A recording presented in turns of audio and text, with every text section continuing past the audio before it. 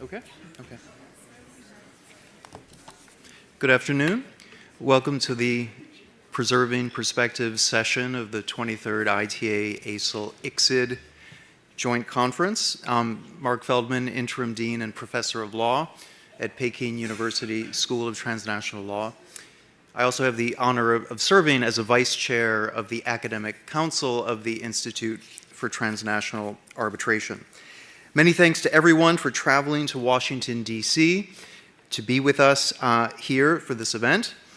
The ITA's Academic Council's interview project, Preserving Perspectives, International Arbitrators in Their Own Words, is both important and distinctive among initiatives hosted by international arbitration organizations worldwide. Through this project, we interview leading international arbitrators and preserve in their own words the stories of their lives and careers. These interviews are permanently archived on the ITA website, creating a lasting resource for future generations of international arbitration practitioners, scholars, and academics. For today's Preserving Perspectives event, we are honored to present Professor Gabrielle Kaufmann-Kohler as our interviewee. Professor Kaufmann-Kohler will be properly introduced and interviewed by Dr. Crina Baltag, Associate Professor in International Arbitration and Dispute Resolution at Queen Mary University of London. Dr. Baltag brings over 2 decades of experience in international arbitration as an academic, counsel, and arbitrator. She serves as chair of the ITA's Academic Council and is actively engaged in the work of leading arbitral institutions and international reform initiatives.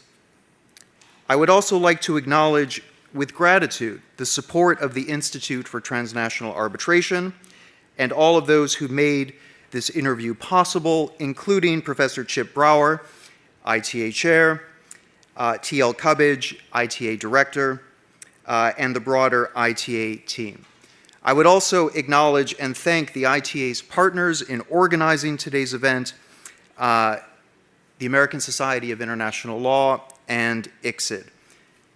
The Academic Council of the Institute for Transnational Arbitration is pleased to present this installment of the Preserving Perspectives project, an interview with Professor Gabrielle Kaufmann-Kohler conducted by Dr. Crina Baltag. Welcome, Professor Kaufmann-Kohler and Dr. Baltag.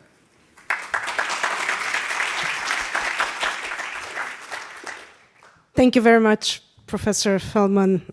It is a great honor to be here at the World Bank. I mentioned earlier, last time here was about 20 years ago. I'll say my thanks later at the end of the interview. It is with great honor and pleasure that I would introduce Professor Gabrielle Kaufmann-Kohler. And we're fortunate to have about 1 hour of interviewing Professor Kaufmann-Kohler. She is widely regarded as one of the most influential figures in international arbitration today. She currently serves as Honorary President of the International Council for Commercial Arbitration, ICA, reflecting her long-standing leadership and contributions to the global arbitration community.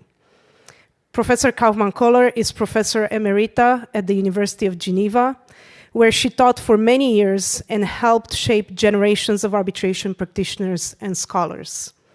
She is the founder of the Geneva LLM in International Dispute Settlement, MIDS, a flagship program jointly established by the University of Geneva and the Graduate Institute, which has become one of the world's leading postgraduate programs in the field. Professor Kaufmann-Kohler is also one of the most sought-after arbitrator globally. We will not dispute that. Her work spans commercial, investment, sports arbitration, and she's consistently ranked among the top arbitrators worldwide. Beyond her casework, Professor Kaufmann-Kohler has played a significant role in shaping the development of international arbitration through institutional leadership, scholarly contributions, and participation in global reform efforts. This is a summary of everything we're going to discuss in the next hour. So we'll start by looking at the early professional life. And the obvious question is, what initially drew you, Professor Kaufmann-Kohler, to the study of law? And did you always intend to pursue a legal career? Thank you for the introduction, and I'm very pleased to be here and see so many friendly faces. It's a strange feeling because I was listening this morning to all the substantive discussion about serious matters, and I thought, why are these people going to want to listen to what I have to say about my life? But here we are, so now we have the questions, and I suppose I have to answer them. So I will answer them.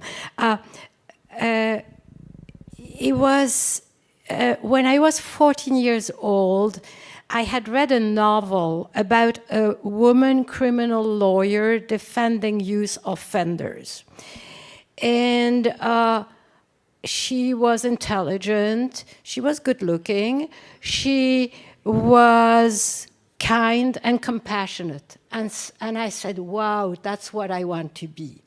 And then I went to law school, and and criminal law did not appeal to me at all. And I was much more interested in the technical disciplines, contract law, private international law, and others. So that is the origin of why I went to law school. But then the question is how you became interested in international law or arbitration. I believe arbitration is a bit too early to mention it, perhaps more private international law and international law. No, when I went to law school, I was thrilled to discover legal reasoning. I really felt like this is home. This is where I belong. And I was particularly interested by private international law because of its intellectual exercise that it implies. And also because it was open on the world, it was international, and I always was interested in what is more open. And so I had this interest for private international law, public international law, and I apologize to all of those who are public international lawyers in the room, seemed to me very vague and lacking analytical rigor. Now, I have nuanced my assessment as years went by. It is much more complex than that. And as for international arbitration, it was simply not a topic, it was not taught, and I introduced in my law school the first arbitration class, but that was 20 years later, actually.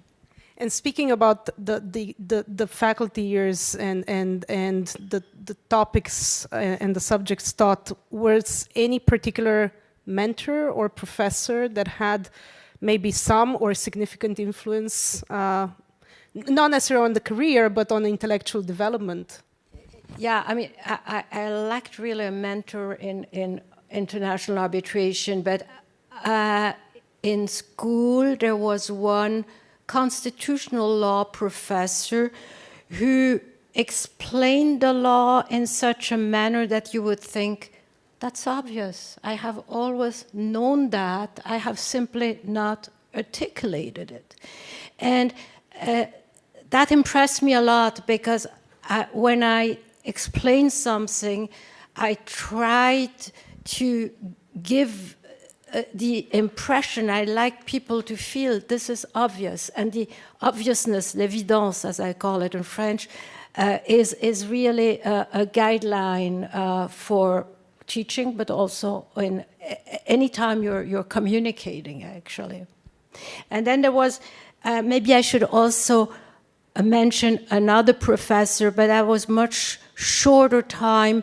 At some point, I attended Willis Rees's a seminar, whom I hope people in the audience know who Willis Rees was. I attended a seminar of his at Columbia University, and I was very struck by the manner in which he was probing the rationale, the policy, the interest behind the rule, and that has stuck to me as well. I know we mentioned Columbia University, but perhaps looking at the first professional experience, maybe at the end of the law school or closely end of the law school, and thinking how that shaped your early career, let's put it this way, decisions. After law school, I had to go through a 2-year law practice to be called to the bar. And I did this in a small, all-round, reputable firm. And when I was towards the end of the second year, sadly, one of the 2 partners died abruptly. And so the other one suggested to me that I take over his practice and become a partner. And that was an absolutely incredible opportunity for a 23-year-old girl, as I was then.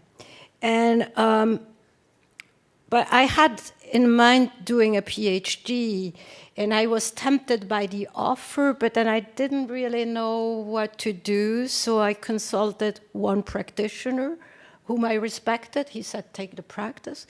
I consulted one professor whom I respected. He said, do the PhD. And then it wasn't very helpful, but helped my thought process and my decision-making, and I went for the PhD. And of course, that may well have been a life-changing decision early in my career. Now, and of course, it is early career, but focusing a bit more, and we're moving to advancing a bit in your experiences, to put it this way, of legal practice. Perhaps you could describe the early years of your legal career more substantially. What was more exciting? And obviously at that time there were quite few challenges. Let me start with the PhD, because that was a formative experience. I did my PhD under the supervision of someone who was a major figure in the Swiss legal landscape. And he was then chairing the expert commission that was in the course of codifying the entirety of Swiss private international law. And I got unique insight through him into the legislative normative process. And this is when I understood quite early on that laws are not perfect. In a democracy, they're a result of compromises. And I realized then that this also puts somehow the interpretation exercise in which we engage all the time into perspective. And then maybe if I speak about the legal practice, after the PhD, I really was dying to go back to real world practice. And so I wanted exposure to a common law system, and it was obvious to come to the US and go to New York. But I didn't want to do an LLM, precisely because I was a little tired of theory and wanted to do some practice. But I didn't have much way of looking for a job. So eventually I found a law clerk position in a reputable IP firm. And that is where I learned shepherdizing, but manually shepherdizing was physical books, right? I learned my way around the city because I delivered court documents at Eastern District of New York, Southern District of New York. I even went as far as Newark. And I also actually learned English because my classical education was Greek and Latin, plus the British English audio lessons that I had taken before coming didn't much help in this law firm environment, and it was difficult to understand when partners gave me instructions. So I learned a lot, but I decided I needed to move on when candidly one day a partner asked, "Do you have a legal education?" And so I thought maybe now I should do something else. And that is when I joined Baker McKenzie, and that is when I worked on my first arbitration. But maybe we can discuss this afterwards. Perhaps thinking of the we're actually moving to the arbitration part, because I know everybody is looking forward to hear about Professor Kaufmann-Kohler's experiences, formative experiences, the first cases as counsel, as arbitrator. I would start by asking, what aspects of arbitration have you found most intellectually and professionally rewarding? So we'll start on a positive note to understand what attracted you to arbitration mostly. This is not really what attracted me. What attracted me is that I had done a PhD in private international law, but you cannot practice private international law. You may have one issue of private international law in one larger case. So I was looking for something that was somehow close, and international arbitration appeared a good place. But what I later learned, and was very happy about my choice, is that the aspects that are every day more rewarding to me are first variety, and second learning experience. And the variety has two sides. On one side, it's a subject matter variety. A tax lawyer always deals with taxes. A banking lawyer always deals with banking. We deal with all kinds of different topics, and we're very privileged. To me, every arbitration is like a story that I'm being told, with new actors, often a new sector of the industry, a new country, new context. So there's a lot of variety. And then the other type of variety is the nature of the activity. There's an intellectual component, obviously, but there is also, especially when you chair, which I mostly do and like doing, there's a practical managing the proceedings aspect, and then there's another aspect of managing people, and that is more psychological or group dynamic, and the people are counsel and parties, but also the arbitrators. It can be quite complex to make an arbitral tribunal work as a group. So these are the main. This is the variety aspect, and the second one is directly linked. Is the learning experience. And I remember when years ago my children were younger, and I would suddenly know something about a topic that was quite unexpected. They would say, "Oh, you had a case." And indeed, I had a case about the technology of running shoes, soles, or whatever it was. We'll go back to managing the proceedings and managing the room a little later, but perhaps we can look at your first experiences in arbitration. And of course, we've mentioned or alluded to your practice as counsel. To begin with, so I think that is a significant part of your arbitrator experience as arbitration experience as counsel, and then as the first cases as arbitrator. If you can tell us about. Let me start with counsel. My very first case was about a civil engineering works for air traffic control and air defense system in the Middle East. And I spent weeks in a windowless room with an engineer. Thanks God he was nice. And shelves full of ring binders, drafting small sections of a brief. And I learned there thorough fact-finding, and I also learned legal drafting. And that was at Baker McKenzie, New York, and that has really learned me a lot, that how I think about every day practically. I could then continue with the first arbitration hearing.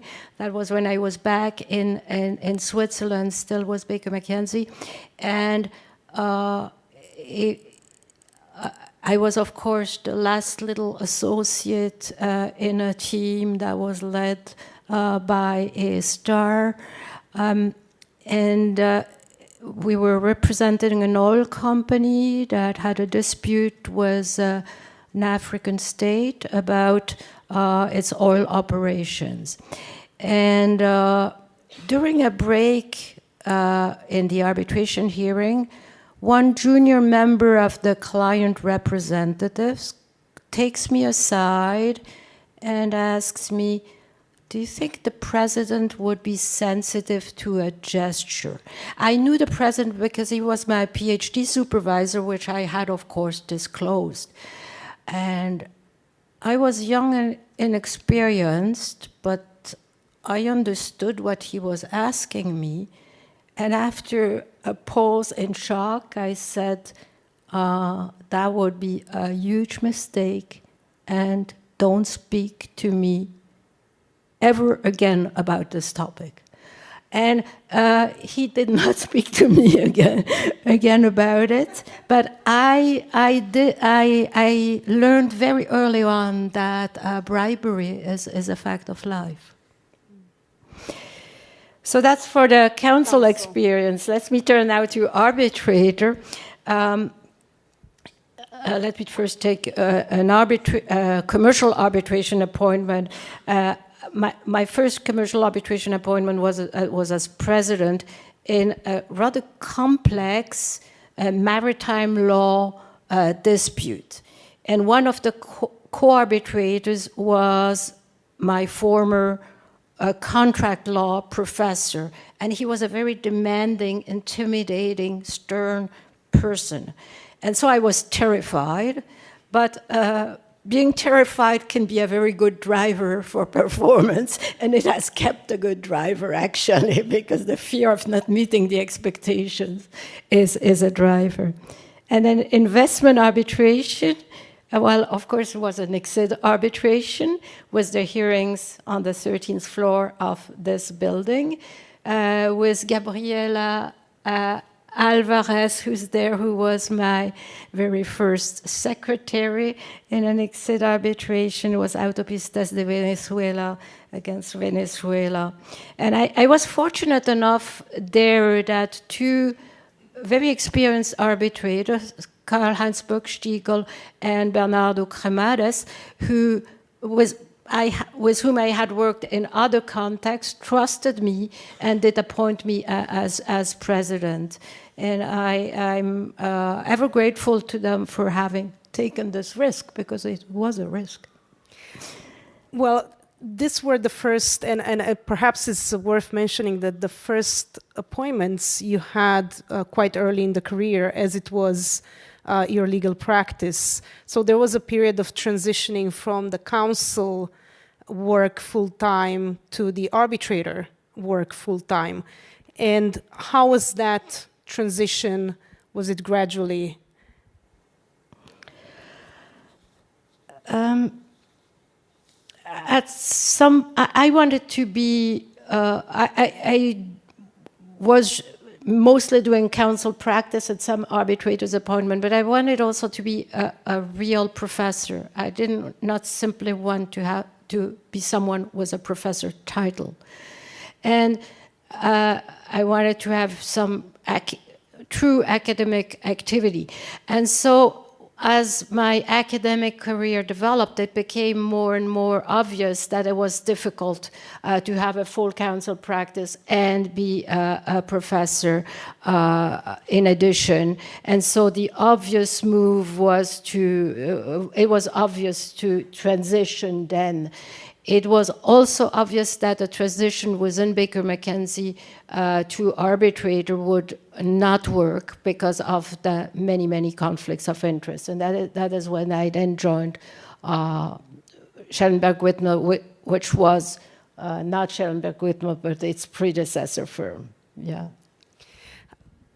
I think this prompts the question and you mentioned obviously the university, the academia, the transitioning to the legal practice of arbitrator. What do you consider your professional achievements? I think it's unfair to say meaningful because you have so many achievements, but the ones that you consider them to be close to your heart, perhaps. Yes. Obviously more for others to judge that, but I am happy to have set up the MITS. And I was prompted in the early years 2000 by a recognition that there was a need for education in international arbitration, but also in a broader fashion in international dispute settlement, also state to state, and the MITS has a broad range of topics. And I'm particularly happy when I hear a former student from an emerging country who could not have afforded this education without the scholarship that the MITS was able to procure, telling me that this was a life-changing experience. And I'm also happy when I see students who have returned to their home countries and have started engaging themselves in capacity building and in promotion of international arbitration in their environment. So that is one achievement, or is one thing I did about which I'm pleased and proud. And then I'm also pleased about having set up LKK. It was in 2008. It has been a great adventure to build up a firm that was dedicated exclusively to international arbitration, with assembling a multinational team of highly competent people, but also nice human beings, and that's always been important to me. And people with strong potential, so they could ensure continuity when the old guard will start phasing out, which sooner or later will happen. So just perhaps that's to about mention, it. To put this in perspective, that MIDS and the transitioning to LKK have happened around the same time, which I'm just going to flag it. It is not a question for the audience to have this perspective on the timeline. And speaking of this, if you consider those to be important achievements, what were the significant challenges in your career?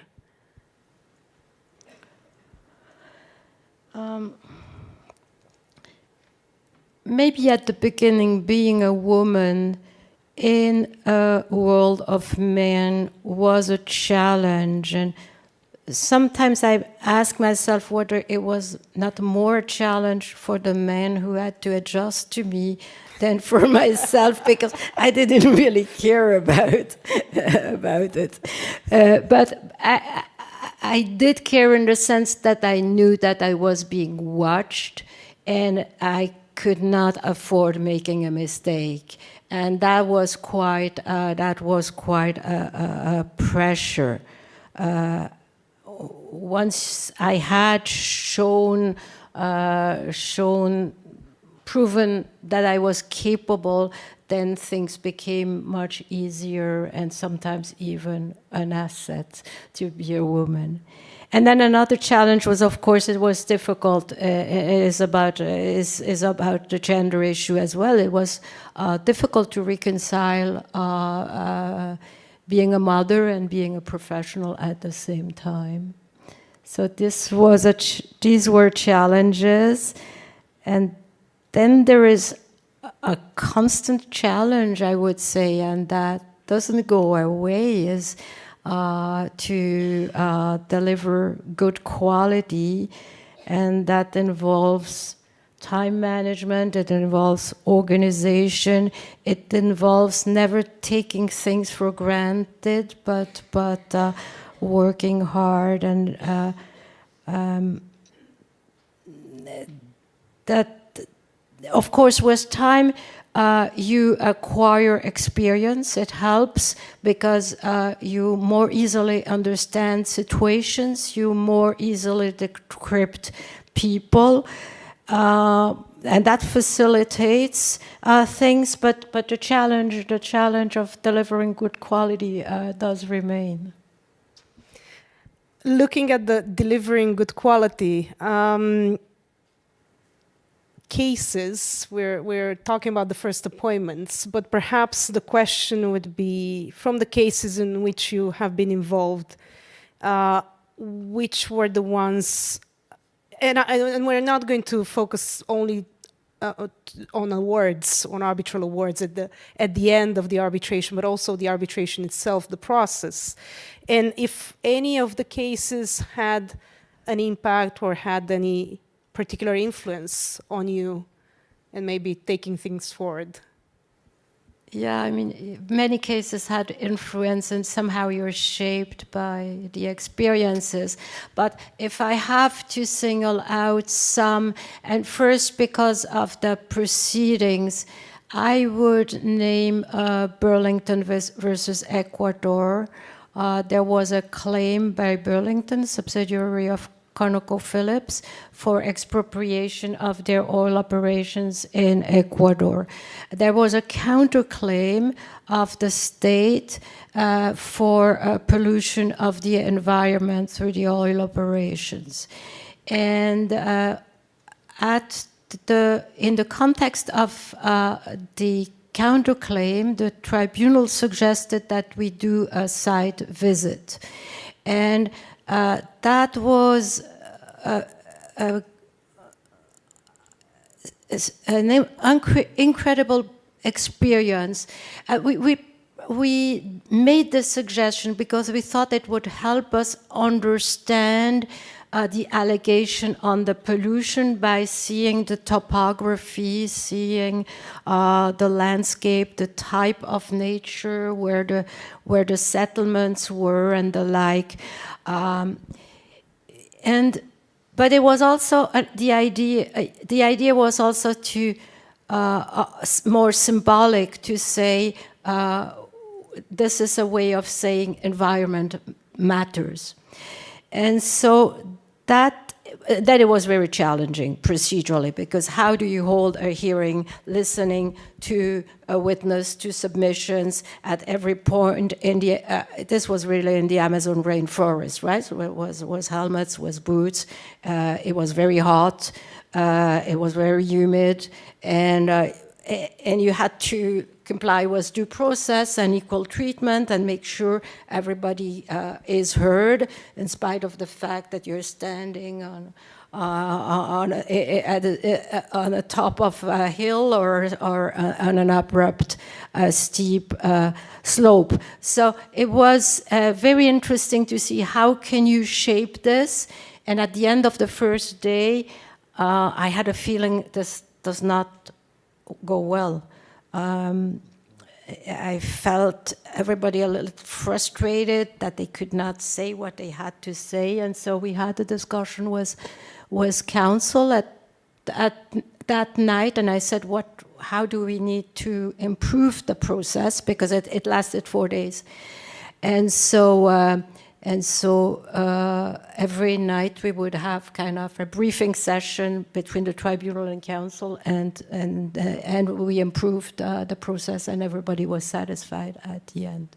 It was also difficult to manage in terms of impartiality, independence, how do people mix, because it was just a big group moving through the jungle. So how do you make sure that you're keeping the appearances how they should be? It was very interesting experience. The other case that I would highlight in terms of procedure was the province of Kalimantan versus PT, Kaltim, and a number of other companies. It was an ICSID arbitration, and there my secretary was Claudia Frutas-Petersen, who sits there. It was an ICSID contract arbitration, where a province claimed to have share in the contract, I think it was coal mines, and had tried to act in court, and the courts had said go to arbitration because you have an ICSID arbitration clause in the contract. But the difficulty was a jurisdictional difficulty, is that the province had not been designated as a sub-entity of the state by Indonesia, and therefore there was no jurisdiction. But there was a jurisdictional hearing that took place in Singapore, and the so-called surrender room, where Japan did surrender at the end of World War II. It is a huge, very impressive room, very high, was columns. And the representatives of the local communities that had these claims were attending with the consent of the companies, and they were all dressed up in their traditional outfits. It was very impressive. There was about 60 of them sitting in the back. And I knew from the local court proceedings that they had been very vocal and disrupted court hearings.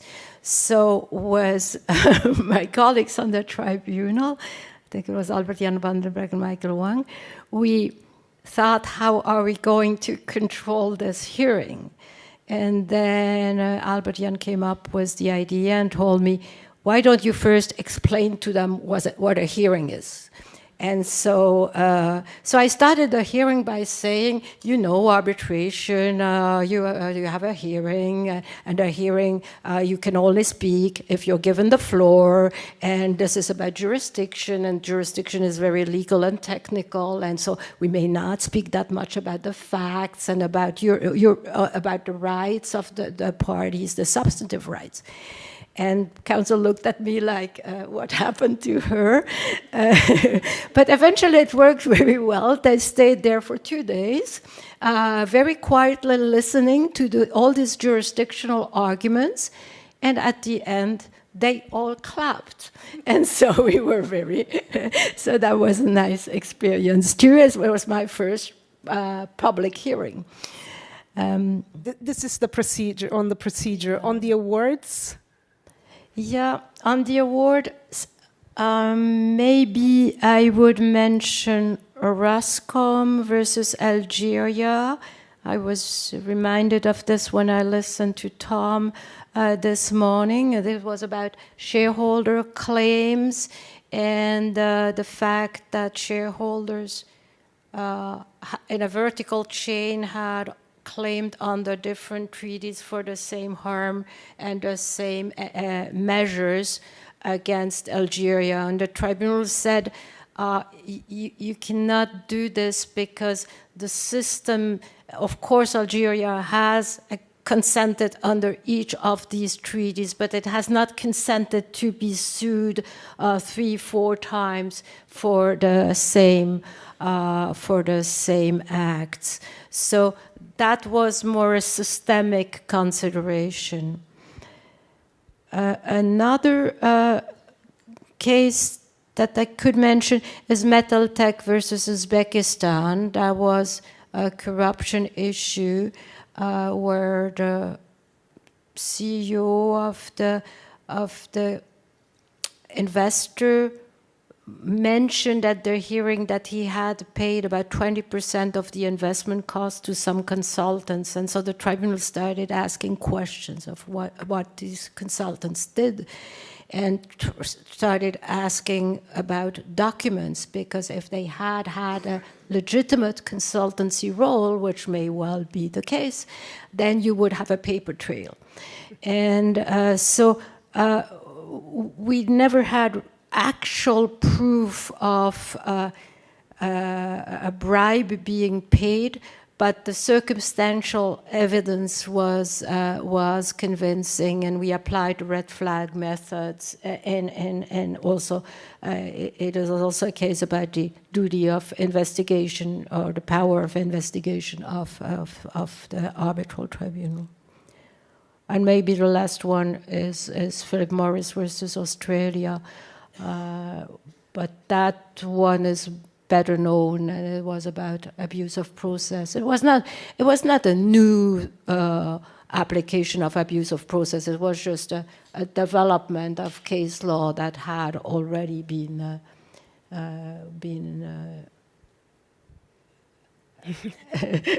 developed by others. Now I was seeing John Townsend sitting there, and I remember that he was in Metaltech, right? Yes. That distracted me for a second. We're mentioning, we mentioned the Kalimantan case, and earlier on, of course, even your first appointment in an investment case being as a chairperson, and perhaps an obvious question would be, what are the most effective ways, in your view, of managing time and costs in proceedings? Well, managing the room, managing the arbitral tribunal in an effective arbitration. Well, time and cost is becoming increasingly a problem because of what I call the complexification of the proceedings. I mean, some disputes are really complex and require more time and more thorough analysis and fact-finding. Others are not that complex and are sometimes made complex. And you have to distinguish this, of course. But I think that the answer to what tribunals can do is one of approach in general and then actual procedural action. In terms of approach, I think tribunals could be more proactive and more assertive. To me, the work allocation should be the counsel are responsible for presenting their case, and the tribunal is responsible for managing the process. And I see some tribunals relinquishing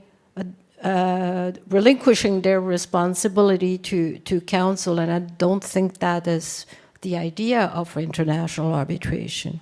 And that, of course, translates then into procedural actions that one can take. You can be more demanding on calendar, deadlines, the length of the hearing. Maybe you don't need two weeks here, maybe 1 week and 1 day reserve will be enough. If you have this discussion with counsel, they would usually agree. But of course, it needs to be discussed. It's not an imposition. Number of pages, more and more. And that is also a discussion to be had. Streamlining document production, there's a lot that can be done there, and the like. I mean, it's a long laundry list, so it's not that interesting. Well, we're talking about the challenges, and we've mentioned already diversity, obviously at the beginning of your career. If you would think of the major structural, cultural challenges, that you have observed in international arbitration, what would be those? You mean changes or challenges? I would say changes. Yeah. Well, structurally, there has been a huge expansion of international arbitration. I had my first arbitration in 1981, so I mean, over these decades, arbitration has expanded a lot. Geographically, it has expanded. There were countries that were very reluctant to engage in arbitration who now do. Quantitatively, we have more disputes. Look at the investment arbitration statistics. Qualitatively as well, because in terms of subject matter, investment arbitration has developed, sports arbitration has developed, tax arbitration. I mean, there's more and more topics now that give rise to arbitrations.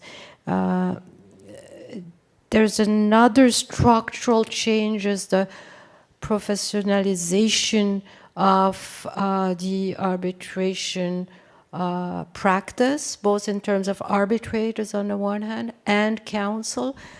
This didn't exist decades ago. Then also, I mean, the very fact that we're all gathering here, this epistemic community, that's a global community, has also emerged in recent decades. The ICA Congress last week in Madrid was also a good illustration of this community. So that's more for the structural changes. Diversity, in terms of, if we look more at culture, diversity has made progress in terms of gender diversity, maybe not as fast as we would like, and we should apply Lucy's 3-minute rule. But I, for instance, now chair an arbitration where we have a majority of women, and I see Jane sitting there, majority of women on the tribunal. And, which is more exceptional, we have 2 women lead counsel. And so that, to me, shows that there is progress. There's still progress to be made, though. Regional diversity in investment arbitration is not the same. Commercial arbitration may be different. But if I have run the regional diversity stats for one of my classes, not overall, but by period. And what I discovered, and what surprised me, is that the regional diversity was better at the beginning of investment arbitration than it is today. And I've asked myself, why is that? And maybe it's because of the professionalism that has developed among arbitrators, and that this is more applicable to Western arbitrators than it is to emerging country arbitrators. But I know that institutions, ICSID does a lot to improve regional diversity, but the fact is that the parties get to make many of the appointments, and there we see more risk aversion by counsel, which is perfectly understandable because counsel do not want to take the risk with someone who doesn't have a strong track record. But there are many younger, diverse people out there who could do a very good job, sometimes a better job than those who have these fabulous track records. And maybe age diversity, I hear criticism about age diversity. Maybe I'm not the best person here to raise this, but still, renewal of the pool is also something that we should be aware of and we should work on. We had a very productive morning discussing the reforms. We looked at UNCITRAL Working Group 3, and some of you might be aware that Professor Kaufmann-Kohler has been actively involved in both Working Group 2 and 3. So in terms of international reform efforts, particularly in relation to transparency, we can look a bit at ISDS as well. Could you please tell us or share with us your experience in the context of UNCITRAL? Yeah, in Working Group 2, when we worked on transparency, I was always a firm proponent of transparency because in the conviction that this would increase legitimacy of investment arbitration.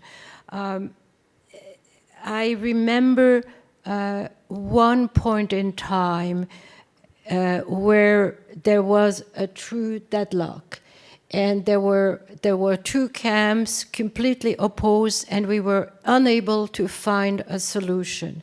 And at that time, it was almost a deal breaker, and so we had to do something about it. And in consultation breaks, by making proposals, by trying to discuss with other delegations, trying to make understanding what the concerns are, a small group eventually came up with a solution that everyone could.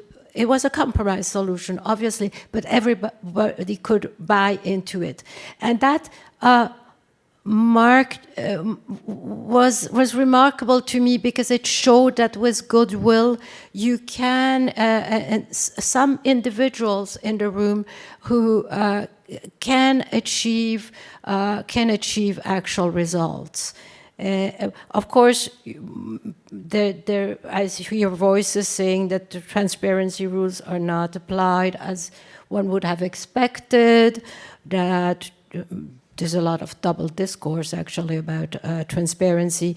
The Mauritius Convention is not ratified by many states, that transparency has costs, and that is true. It adds an additional layer of complexity to already complex arbitrations. That is a problem. At the same time, I think it's also it's probably the price to pay. But whatever the criticisms, transparency now is the norm, or it's at least, if it's not applicable, it is the aspiration, and practically all the newer treaties have transparency rules either integrated in the treaty or refer to the UNCITRAL transparency rules. So that is for transparency. Now, Working Group 3 actually, this whole reform effort started from a very simple question that UNCITRAL asked the CITS, which is a research center that is associated with the MITS, and that I used to direct at that time. The question was, can the Mauritius Convention be used as a model for the adoption of other reforms? And because when we tried to answer the question, it was difficult to answer in the abstract, we took the multilateral court and the appellate mechanisms as illustrations of how the Mauritius Convention could work as a model for the reforms. We also took this because that was the talk of the day, of course. There was no discussion then on so-called incremental procedural improvements. So that is where it started, and then the reform expanded into covering many other aspects to improve the existing system, which is obviously very good, but the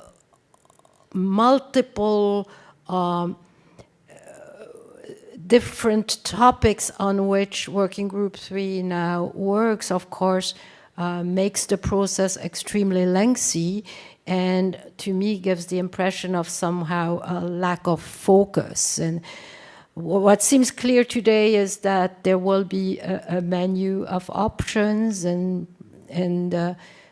states will choose. What they will choose remains open. It's difficult to assess, to have a clear perspective of the policy choices and of the political will.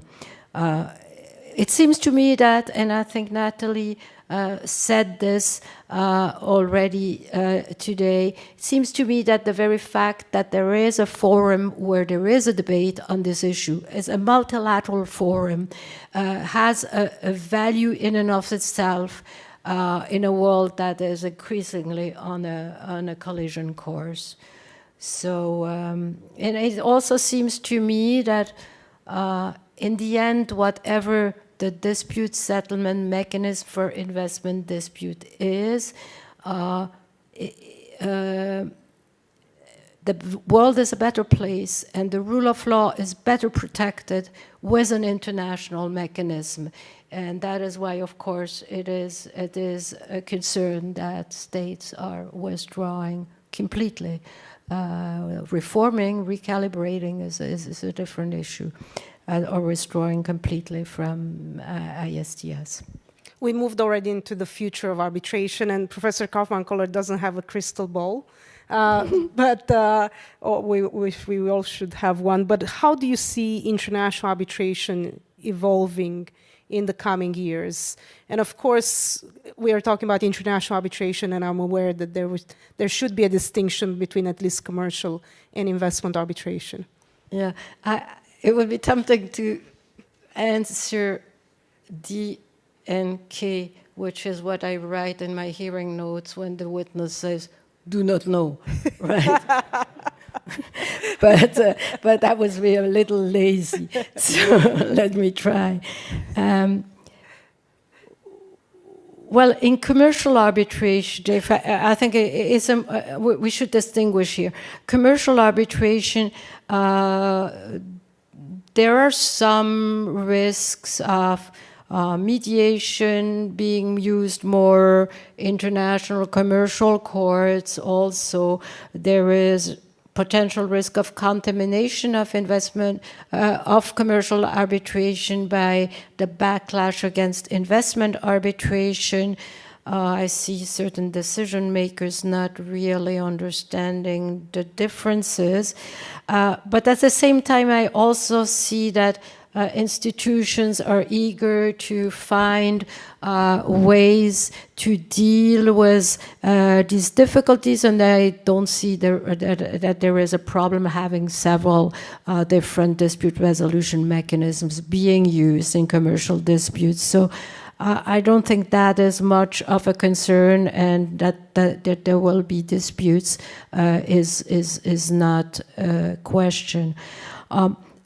Investment arbitration is clearly under pressure. I mean, we've heard this today, and we all know it. Intra-EU arbitration is gone, whatever the fallacies of the legal reasoning, well, that is a different question. But as I said before, I remain convinced that investment arbitration, investment dispute settlement, I should say, has a role to play and should be preserved somehow. And when I see the world as it is now, obviously there will be disputes and there will be a need for resolution.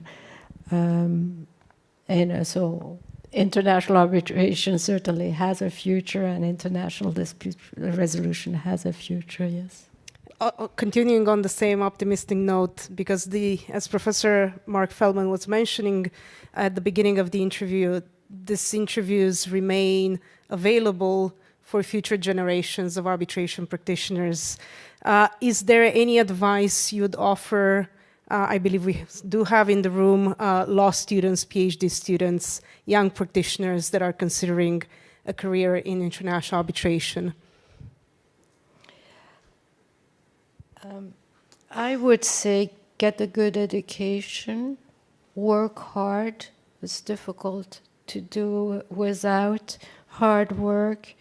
Only do it if you enjoy it, and be yourself. Thank you very much, Professor Kaufmann-Kohler, for the interview. I'm afraid that's all the time we had for today. I would like to acknowledge one important moment in the preparation of this interview is having the privilege of spending quite a lot of time with Professor Kaufmann-Kohler, and that in itself, for me, is sufficient. But also to acknowledge that this was an excellent platform for recording probably excellent, meaningful experiences and reminding us that arbitration will continue. As Professor Kaufmann-Kohler said, there will be disputes, there will be arbitration, and we are gathered here to make sure that we preserve the legitimacy of the system. That was one of the proposals for the theme of the conference. Thank you, Professor Wong. Thank you, Dr. Ziaeva, for co-chairing the conference. I would like to acknowledge Professor Chip Brower, the chair of the ITA, also TL Cabbage, the director of ITA. Martina Polasic, thank you so much, not only for hosting us, but throughout the years, ensuring, and Meg, I think was earlier, Meg Kinnear was earlier in the room, for Antonio Parra as well, making sure that ICSID has been involved in one way or the other, and now formally involved in the ITA-ASIL-ICSID conference. And of course, many thanks to ASIL. Melida Hodgson, thank you for the wonderful past year in ensuring that all three institutions are aligned to continue with the conference. Thank you, all the staff of ICSID, ASIL, and ITA.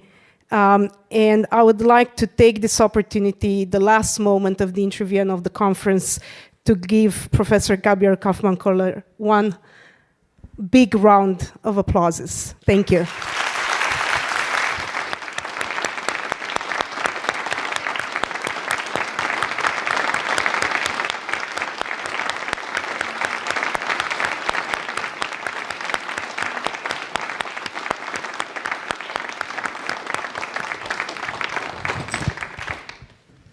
That formally concludes the day, and I believe we are waited at ASIL to continue attending the conference. Thank you very much.